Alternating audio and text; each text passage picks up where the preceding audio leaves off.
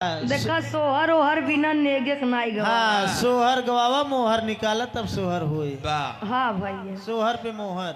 सोहर पे मोहर लागे। हाँ ते आवा जल्दी काकी माई लोग बहुत आइए दादा हरे। अब तनी आपो सब उठी जाए। उठ जावा। अब वही काका सच्चाई है। अब वही पंडित आई जाए हाथ देख के अरे तोहर बेटो बहुत जल्दी सरकारी नौकरी पावे वाला बा। ला बाबा 500 रुपया तुरंत जितना धरे रही ले बाबा। लड़कियां चाहे करी हो अच्छा न पढ़े। वाह आवा जल्दी से लगाइए।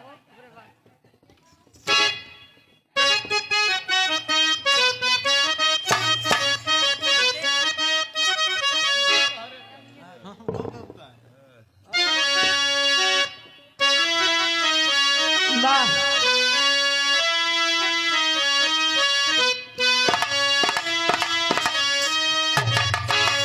जब घरे लड़कियां पैदा होत है तब गांव के औरतन आई के सोहर गावत है।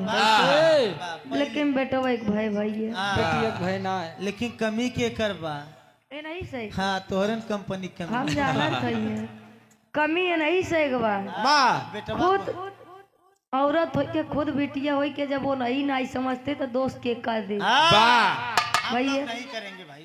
अरे बेटवा भाव तो जाबो करी बिटिया भाई बात का जाई बारे जमाना। हाँ बेटवा एकदम मोछा था बिटी एकदम चुप।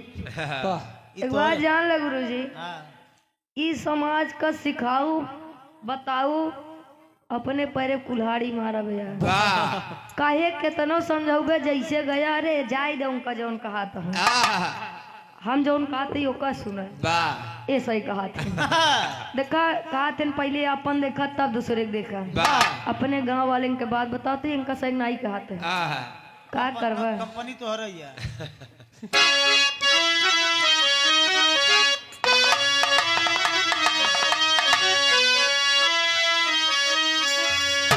रनिया तोहारे ताजन में ललनावा गजब निकला गई हो। रनिया तोहारे ताजन में ललनावा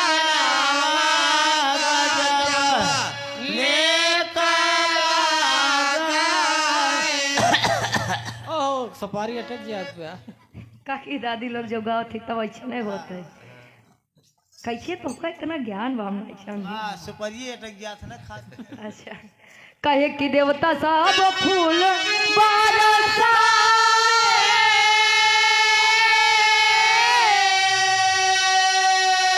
अंगनवा में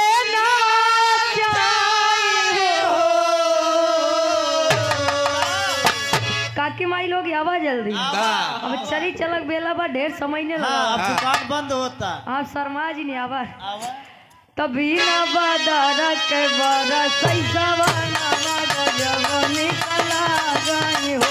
बिना बादर के बड़ा सही सवाना जब निकला गई हो। बिना बादर के बड़ा सही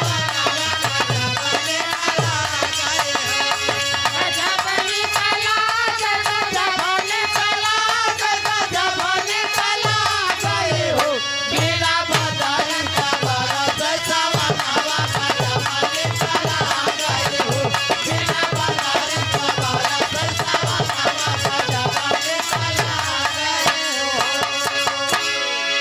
इतमाला काकी दादी लोग गाँव है तनी सोन के ऊपर यानी चाची लोग गाँव है का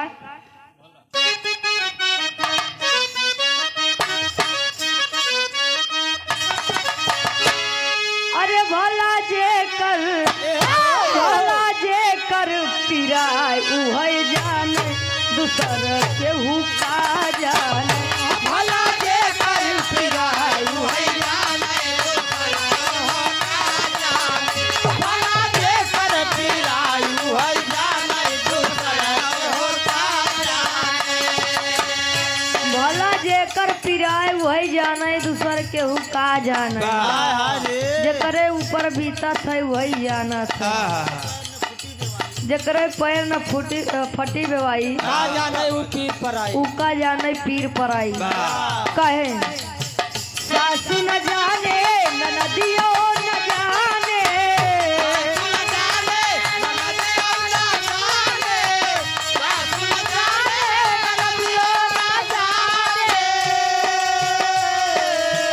सासू न जाने ननदियो न जाने जकरे ऊपरा भी कहे उहे जाने दूसरा केहू का जाने जकरे ऊपरा भी कहे उहे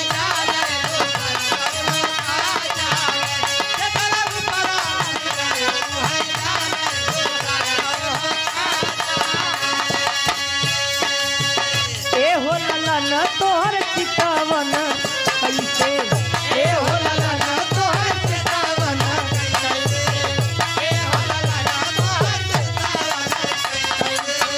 देखा बगली वाली बड़ा मजाक करत है आप परम सम्मानित आदरणीय श्री धर्म राज प्रजापति जी उर्फ बड़े लाल चाचा जी के द्वारा 100 रुपए का महान आशीर्वाद गोड़ छू के पहली बार बगली वाली बड़ा मजाक करत है लड़का अगर हाथ से ले ले कहाँ केका पराब ई पड़ोसी के बराबर कहाँ कह न किया जैसे बगलिया वाले के लागत तब ले दुलाव का हम तो जानते ही रहे तोर चरित्र पहले से चरित्रहीन रहते हैं कहीं हम तो जानते रहे तोर नेचर ना ठीक रहा तो हम जबरदस्ती तो कर रखे रही आज आइए आय मामला पहुंच गया हाई कोर्ट में भैया हाई कोर्ट वाला कपारे हाथ धैल है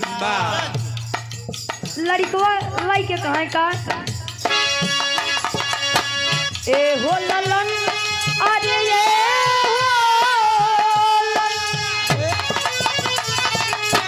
ए हो ललन तोहर मम्मी हो कैसे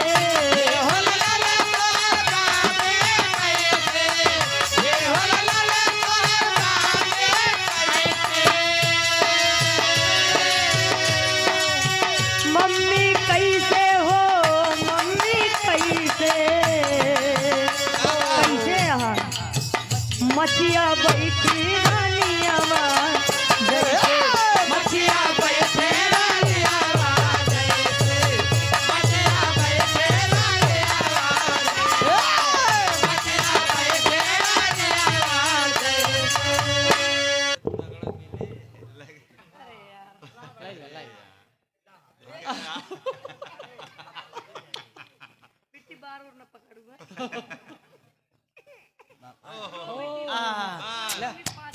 बा अब अपने अम्मी को बुलावे इनके भाई ले जाए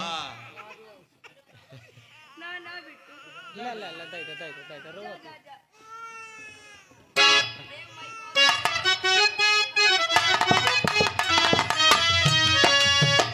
₹51 का महान आशीर्वाद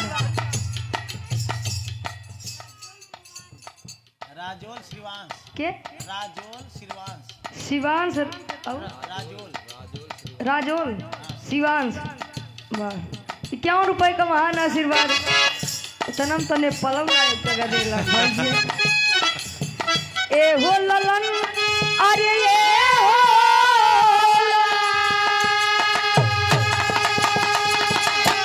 ए हो ललन तोहर पापा हो कैसे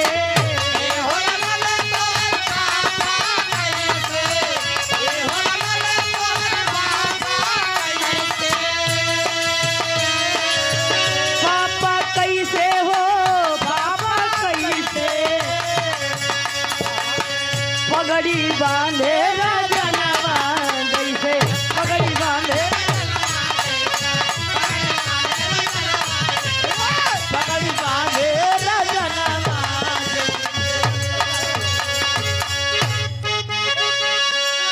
रघुपति राघव राजा राम पतित पावन सीताराम बोलो रघुपति राघव राजा राम पतित पावन सीताराम बोलो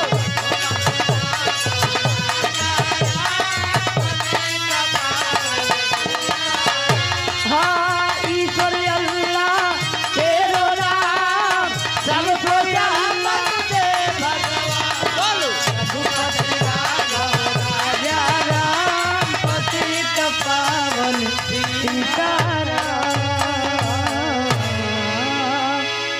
काहे सुने गावे बजावे में कोनो भी गलती कसूर बहुत ही आप लोग बुद्धिजीवी है, महान है, अपन लड़का बच्चा समझ के माफ करें।